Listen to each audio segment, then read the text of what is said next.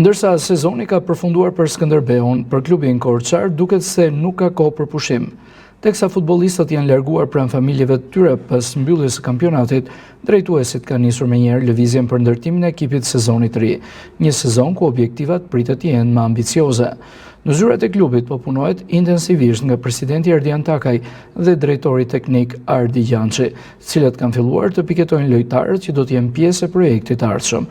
Ndërkohë mësohet se lëvizja e parë e rëndësishme është bërë tashmë. Burime shumë pranë klubit bëjnë me di se portieri Marko Alia ka hedhur firmën për të vijuar bashkëpunimin me Skënderbeun edhe për 2 sezone të ardhshme.